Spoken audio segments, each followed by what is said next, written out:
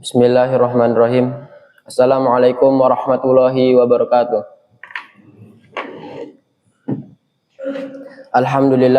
Alhamdulillahilladzi arsala rasulahu bil huda wa dinil haqqi liyudhhirahu 'ala dini kullih wa kafa billahi syahida.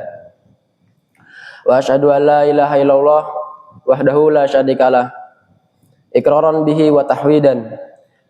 Wa asyhadu anna Muhammadan 'abduhu wa rasuluh sallallahu alaihi wa ala alihi sahbihi wa sallama tasliman mazidan, amma ba'd. Segala puji hanya milik Allah Subhanahu wa taala. Hanya kepadanya kami memuji, meminta pertolongan dan memohon ampunan. Kami berlindung kepada Allah dari semua kejelekan jiwa dan keburukan amal kami. Serta tak lupa salawat serta salam semoga tercurahkan kepada Nabi kita, Nabi agung kita, Nabi Muhammad sallallahu alaihi wasallam, yang telah membawa ajaran agama Islam dari zaman jahiliyah sampai zaman Islamiyah yang kita rasakan pada saat ini. Berdiri saya di sini, saya ingin mengingatkan kepada jamaah sekalian dan kepada diri saya pribadi mengenai berbakti kepada kedua orang tua. Talabul ilm rahimani wa rahimakumullah. Kedua orang tua adalah manusia yang paling berjasa dan utama bagi diri seseorang. Setiap orang muslim harus memberikan hak-haknya kepada kedua orang tuanya dan selalu berbakti kepadanya.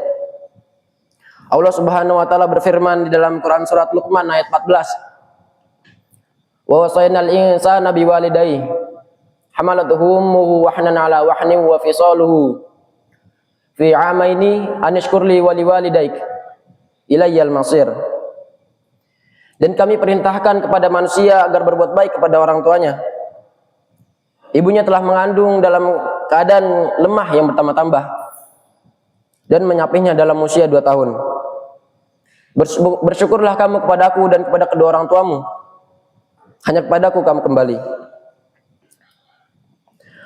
Allah Subhanahu wa taala memerintahkan kita untuk selalu berbakti kepada kedua orang tua kita dan memenuhi hak-hak keduanya. Karena kita tidak bisa menggantikan kebaikan-kebaikan yang telah mereka lakukan. Di sini saya akan mencantumkan beberapa hak-hak yang wajib dilaksanakan oleh setiap muslim kepada kedua orang tua. Di antara hak-hak yang pertama, merendahkan diri di hadapan keduanya. Kita tidak boleh mengeraskan suara melebihi suara orang tua. Tidak boleh juga berjalan di depan orang tua atau mendahului mereka.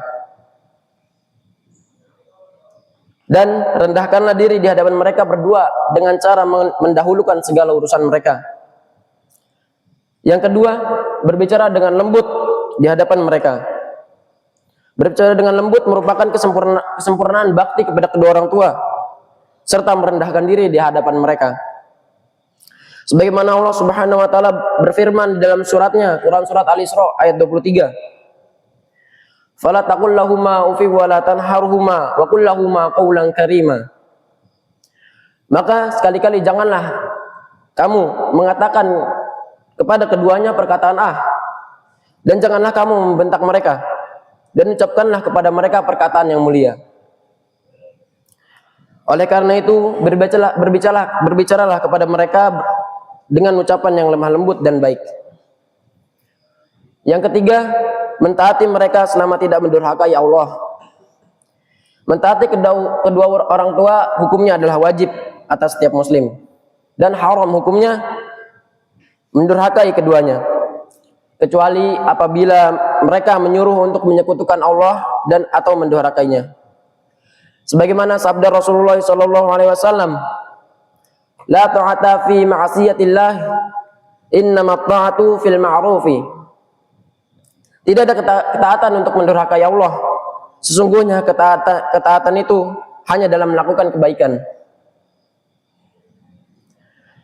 Oleh karena itu, seorang muslim tidak boleh mendurhakai apa saja yang diperintahkan oleh kedua orang tua kita dalam hal ketaatan ataupun yang lainnya, kecuali dalam perkara yang mendurhakai Allah.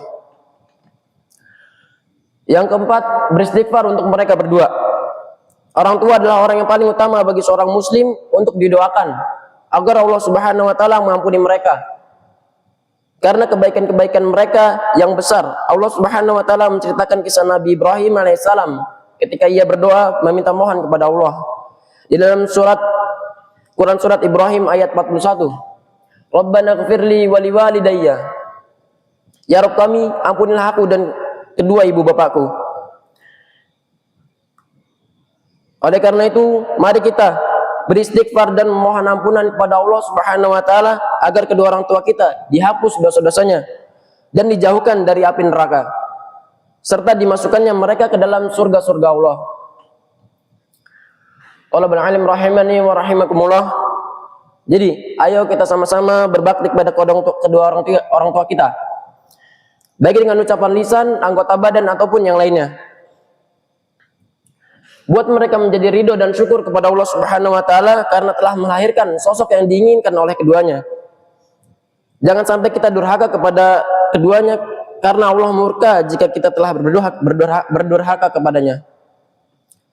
Sebagaimana hadis yang diriwayatkan oleh Abdullah bin Amr bin As radhiyallahu anhu bahwa Rasulullah sallallahu alaihi wasallam bersabda, "Ridallahu fi ridal walidain wa sakhatullahu fi sakhatul walidain."